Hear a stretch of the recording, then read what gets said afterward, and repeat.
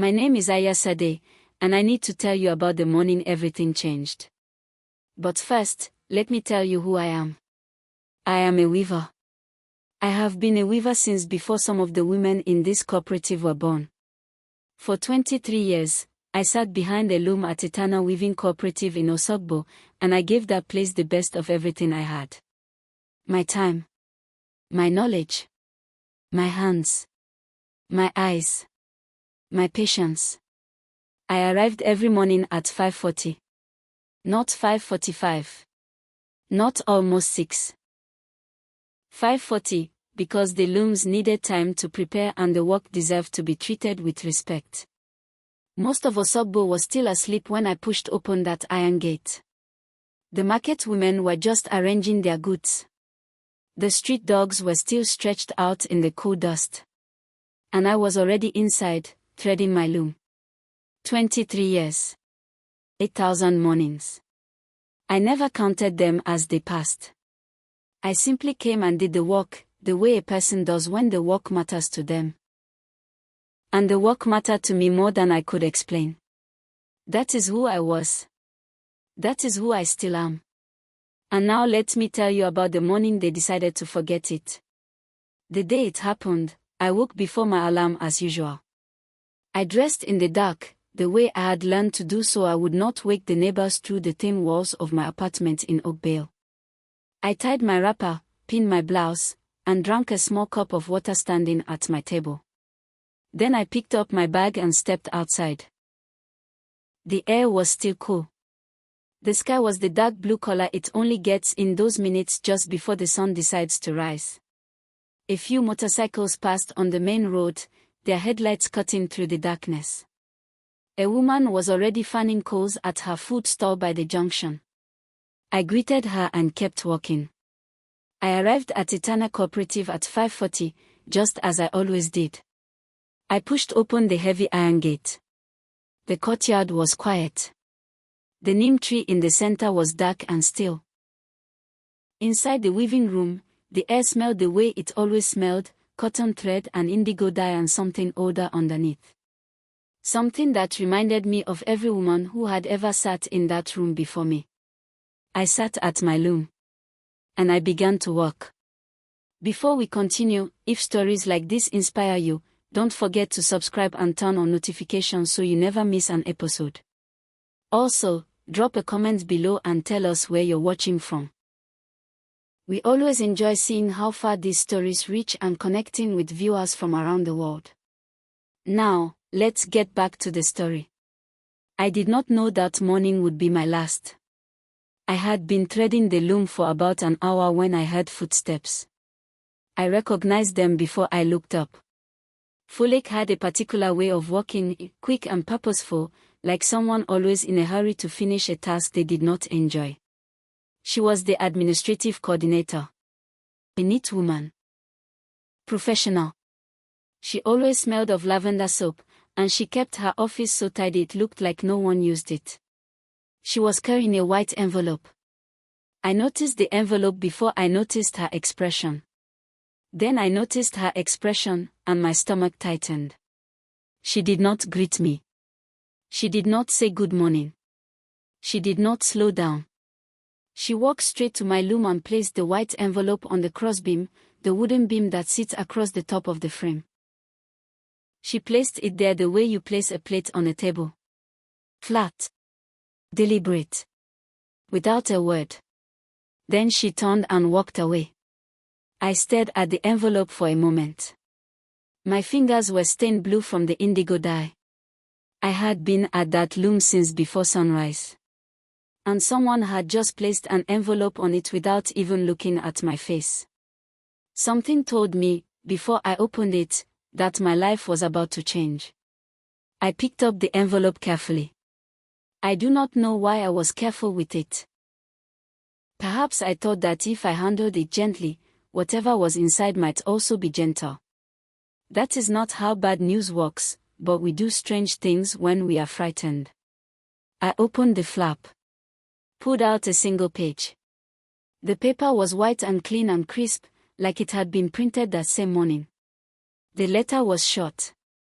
It said the cooperative was going through a structural change. Several positions were being eliminated. My position was among them. The management thanked me for my years of service. My last working day was today. Today. Not next Friday. Not the end of the month. Not after a proper handover. Today. I read the letter again.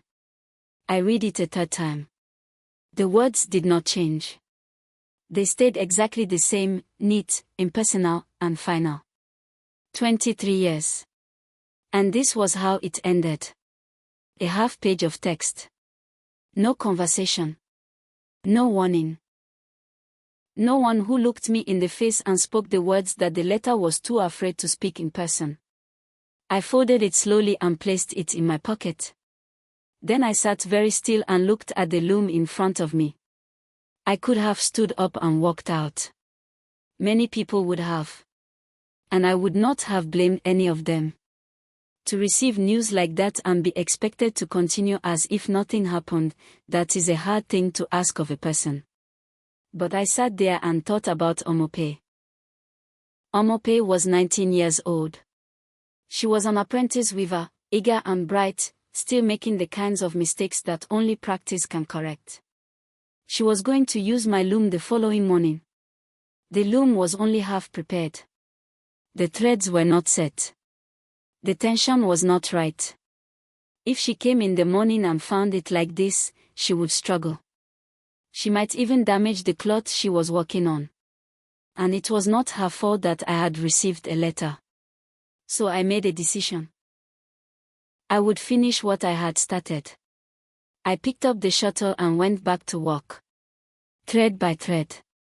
Row by row. I set the tension, I aligned the warp, I checked the heddles. I worked the way I always worked, with patience and attention, as though nothing had happened. Because the loom did not know what had happened. The cloth did not know. Omope would not know, unless the work showed it. And I was not going to let my worst morning show in my work. Not after 23 years. When the loom was finally ready, I stood up and stretched.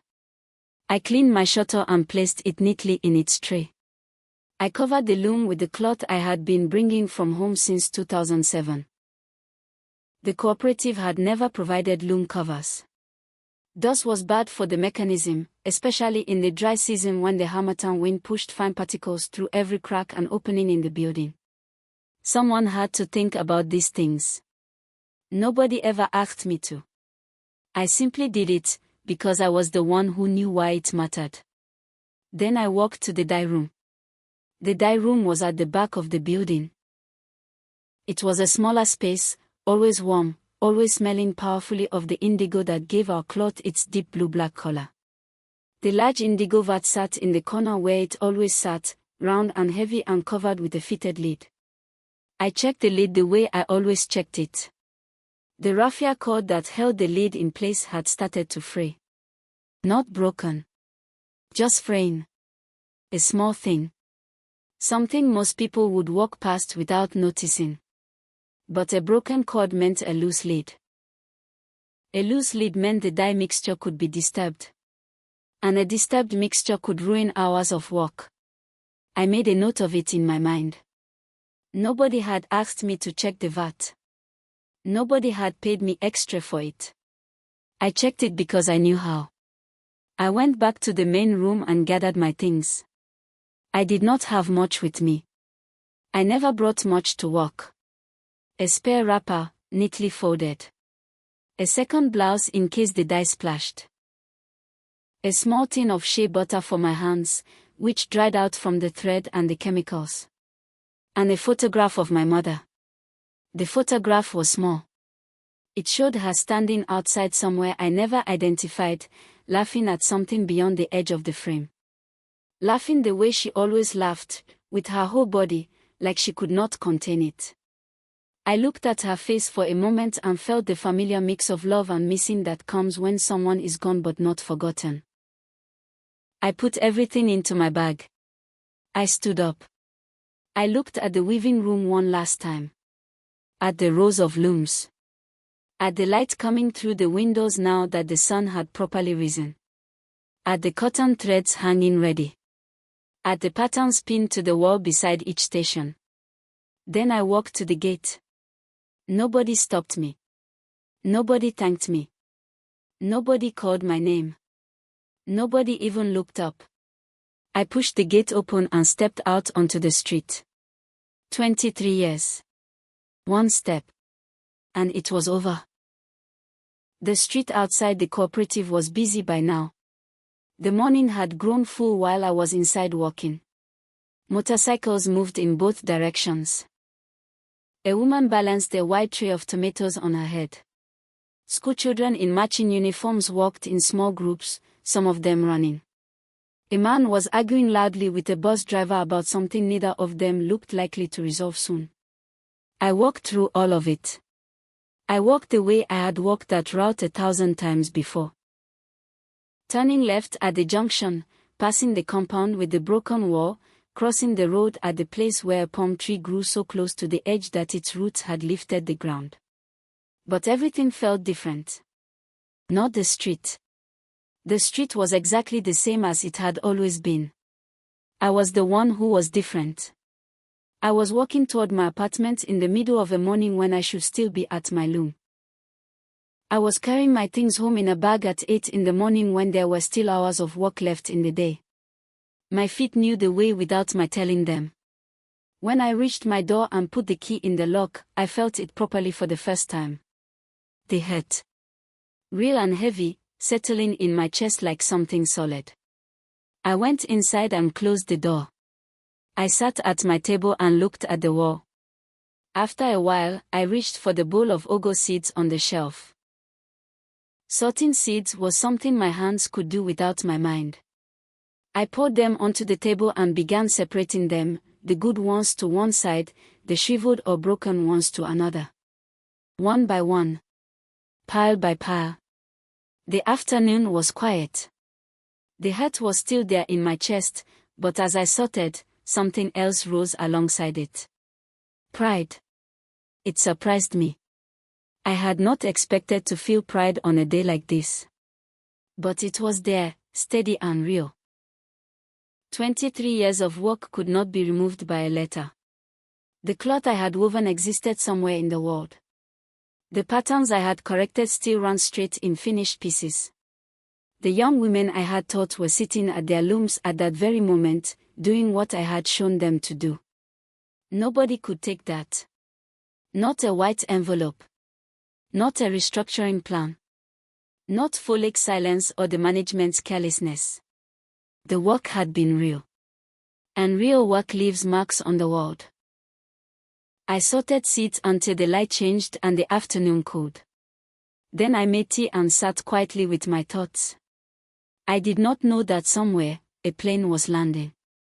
That same evening, a woman stepped off a plane at Ibadan airport. She had been traveling for many hours. She carried a shoulder bag and a leather folder full of documents. She moved through the arrivals hall with the calm, focused movement of someone who knew exactly where she was going and why. Her name was Ajinola Adeyemi. She took a car from the airport to Osogbo, arriving late in the evening when the town was settling into night. She did not go to a hotel.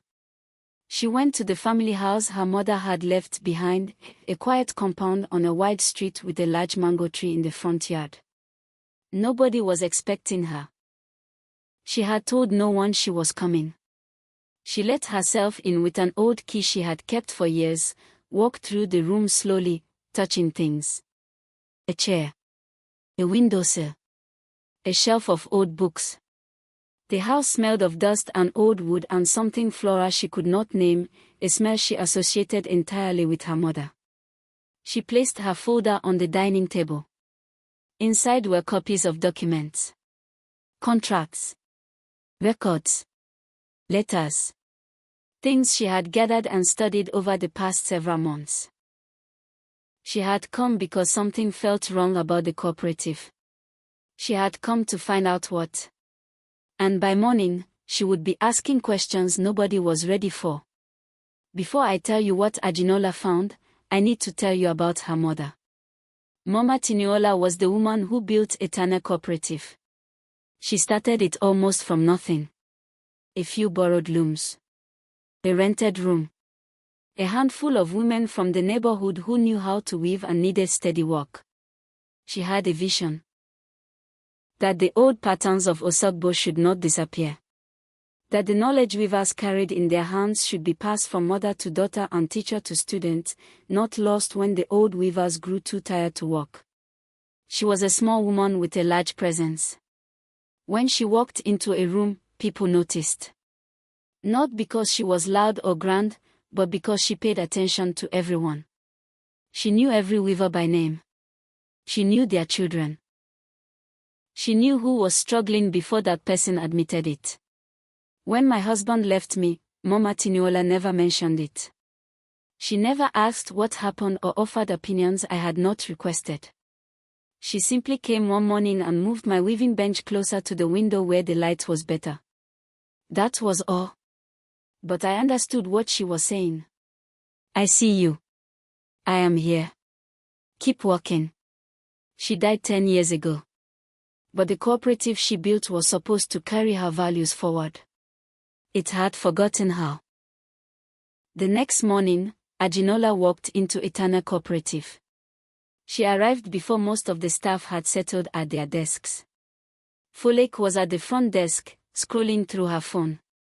2 other workers were arranging files on a shelf nearby. The weaving room was audible in the background, the rhythmic sound of shuttles moving, the steady creak of loom frames. Ajinola stopped at the desk. "Good morning," she said. Folake looked up. "Good morning. My name is Ajinola Adeyemi." The room became very quiet. Everyone present heard that name, and everyone present knew it. Adeyemi. The founder's family name. The name above the original deed of the cooperative. The name people still spoke carefully, the way you speak the name of someone whose memory deserves respect. Folake straightened in her chair. Ajinola did not waste time. "I need 3 things," she said. "The senior staff register. The production records. And the founding charter." Folake blinked. "The founding charter?" "Yes." Ajinola's voice was calm. Not rude. Not aggressive.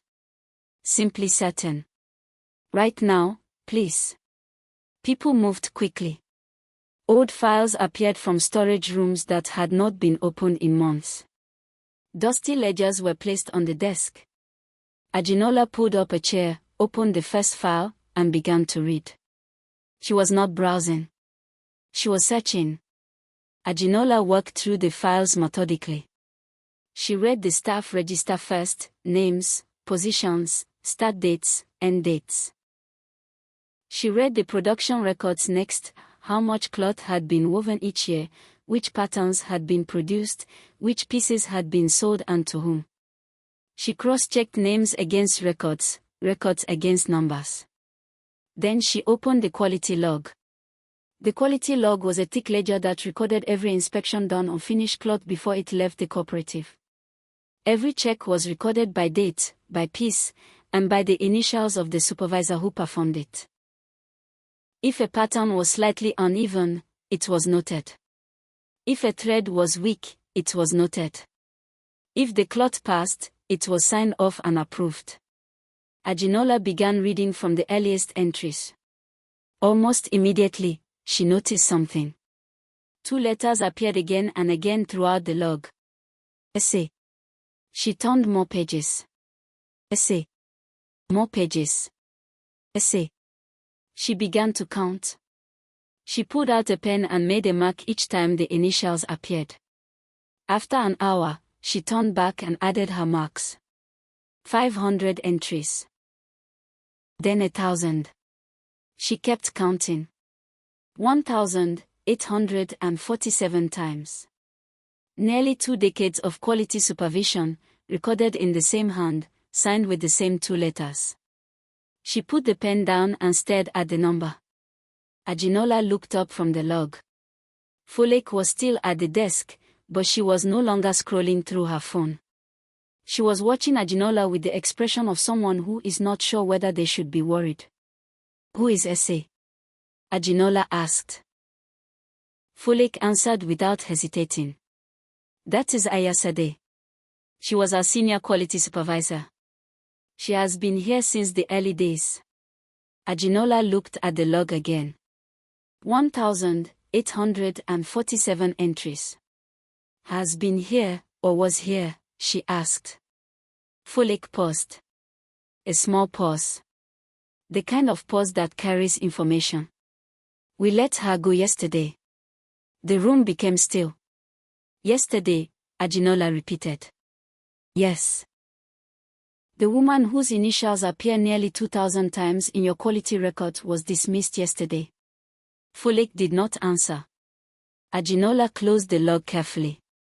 She placed her hand flat on the cover for a moment, as though steadying herself. Then she looked up again. "Bring me her contract," she said. Her voice had not changed. It was still calm. Still polite.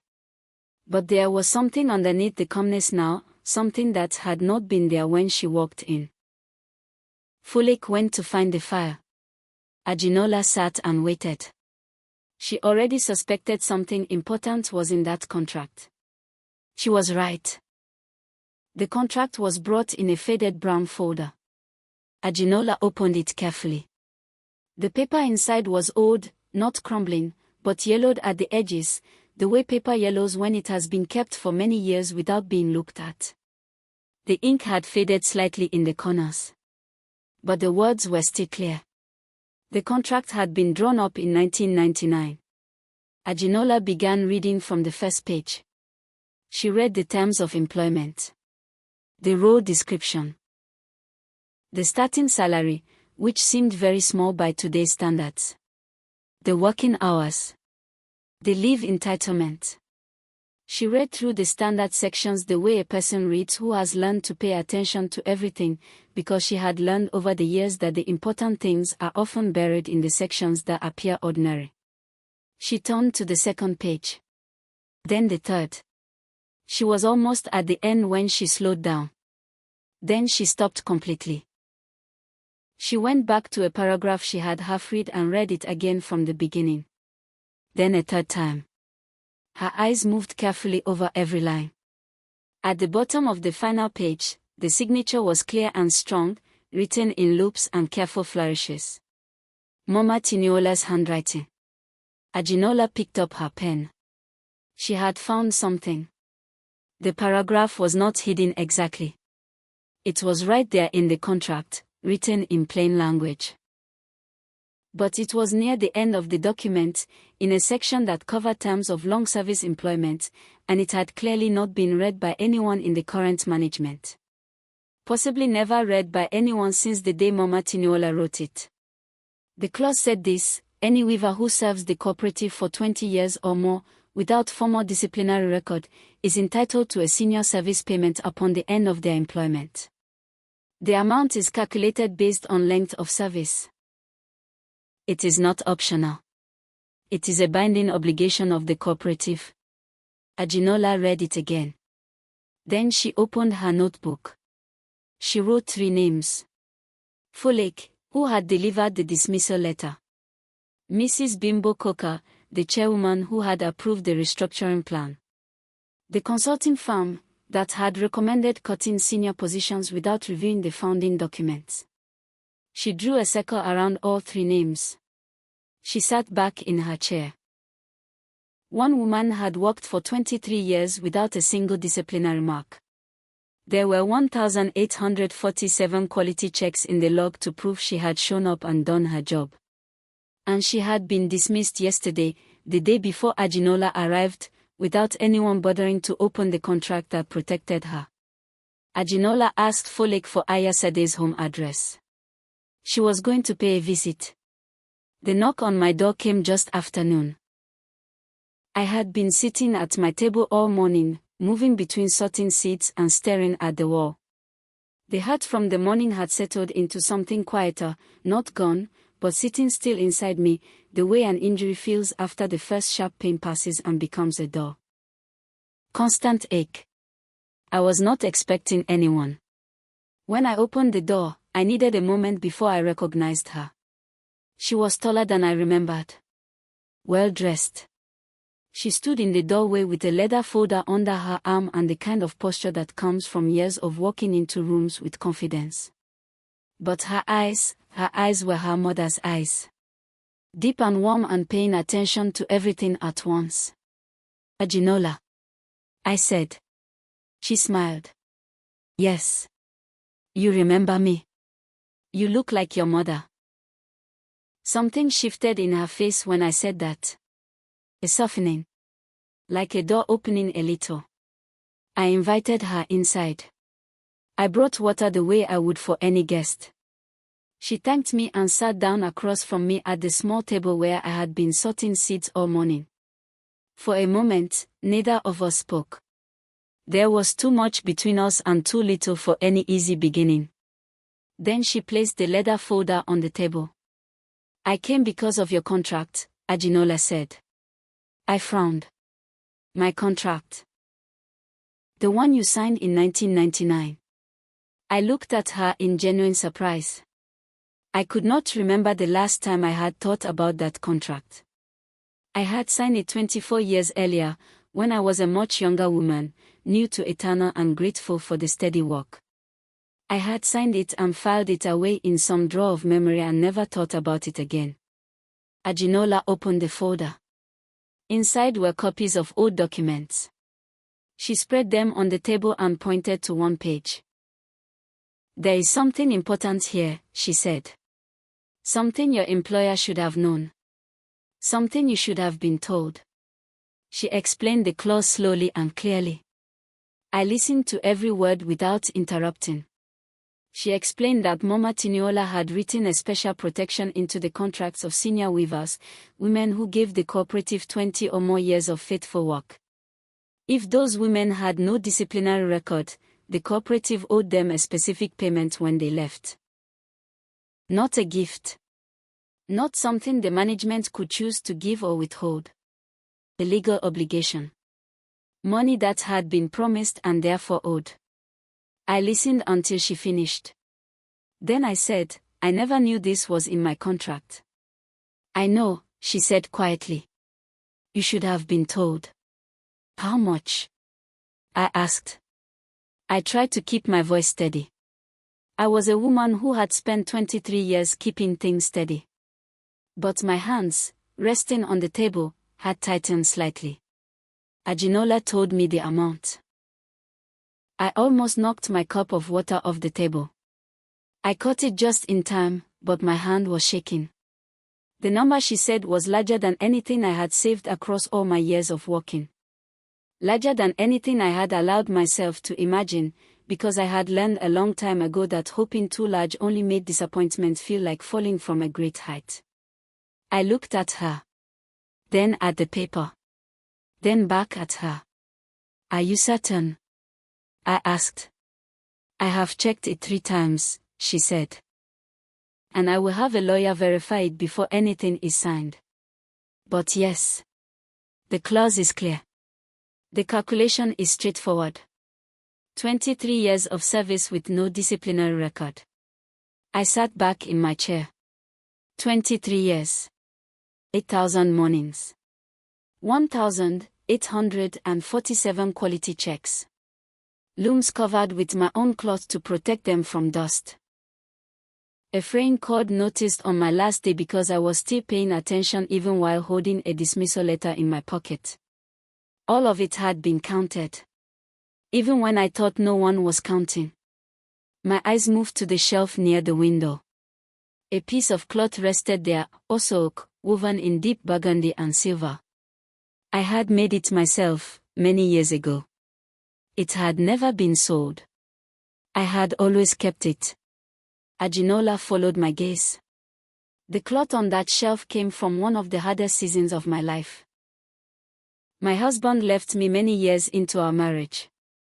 He did not live loudly or with drama. He simply became someone who was there less and less until one day he was not there at all. I did not speak about it at work. It was not something I wanted to explain or defend or discuss. But Mama Tiniola noticed. She always noticed.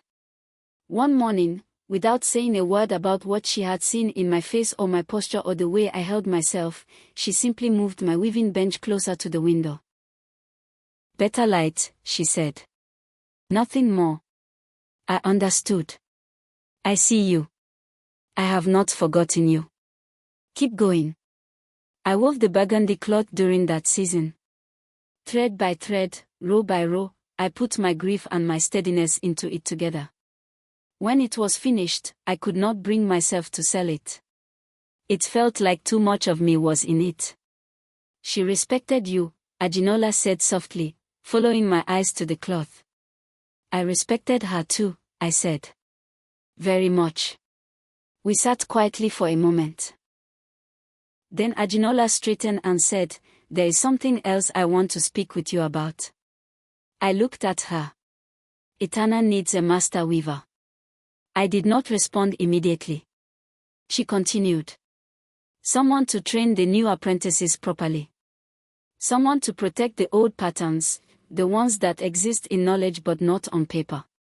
Someone to make sure what Mama Tiniola built does not disappear because the people who carried it in their heads are dismissed before it can be passed on." I thought about that for a moment. Then I almost laughed. "You want me to do the same work I was already doing?" A small smile appeared on her face. "No. I want to pay you properly for it. With the correct title. With the recognition the role deserves. Not as a weaver who also happened to do everything else, but as the master weaver, officially, formally, recorded at the top of the register." I felt something move in my chest. Something that had been very still since the morning began to loosen. But I did not say yes immediately. That was not how I was built. "I need time to think," I told her. She nodded and rose. At the door, I mentioned the fraying cord on the indigo vat. Her eyes widened. "I will have it fixed today," she said. After she left, I sat alone with my thoughts. 3 days later, on a Thursday morning, my phone rang. I was outside watering the small plant by my door when I heard it. Ajinola's voice on the line was calm, but underneath the calm was movement, the way a river looks still from far away but runs fast when you stand at the edge. "The review has started," she said. She explained what was happening. The cooperative's board had been called into a series of meetings. Old files were being reviewed. Contracts were being read, actually read, word for word, for perhaps the first time since they were signed. The founding charter had been taken from its cabinet and studied the way it should have been studied every time a major decision was made. What they were finding was not comfortable. The consulting firm that recommended the restructuring had never asked to see the founding charter. They had come in with spreadsheets and formulas and treated Etana like any ordinary business. They had counted salaries and found the senior positions expensive. They had never asked what promises came with those positions. Mrs. Bimbo Coker, the chairwoman who approved the restructuring plan, was suspended while the review continued.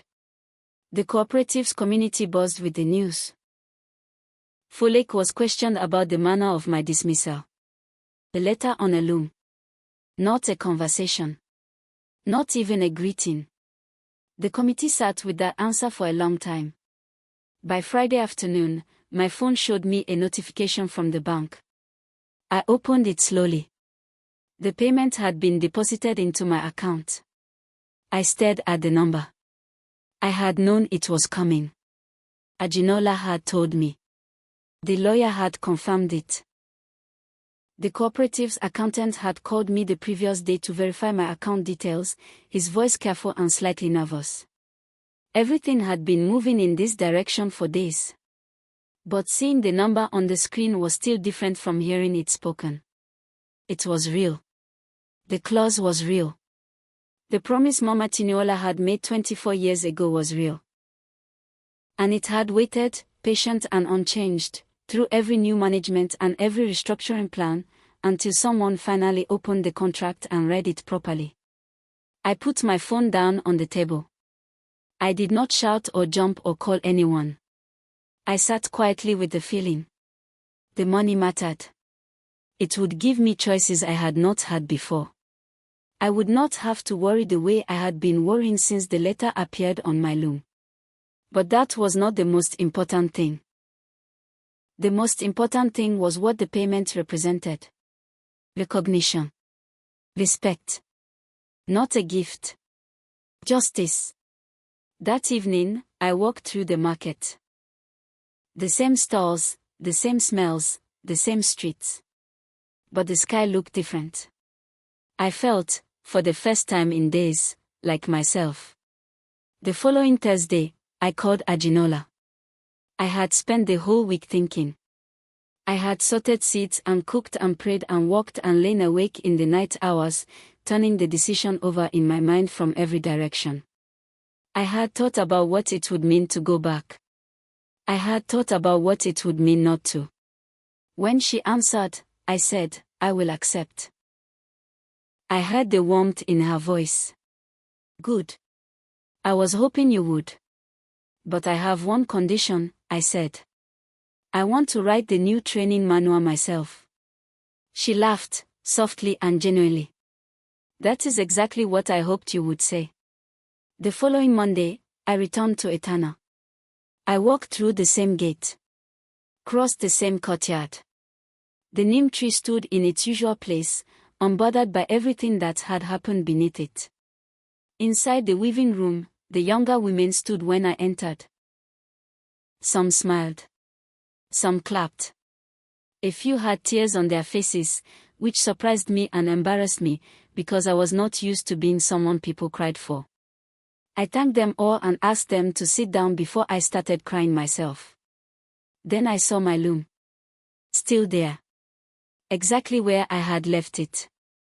I walked to it and placed my hand on the wood. Just rested it there for a moment, quietly. 23 years, this loom had washed. And now it was watching me come back. That afternoon, Ajinola and I searched the storage rooms for Mama Tiniola's pattern cards. These were hand-drawn cards containing designs passed through generations of Osogbo weavers. Some were very old. They carried the memory of the craft, the knowledge of arrangement and color and meaning that could not be found in any textbook. We searched through shelves and boxes until I stopped and smiled. I know where they are, I said.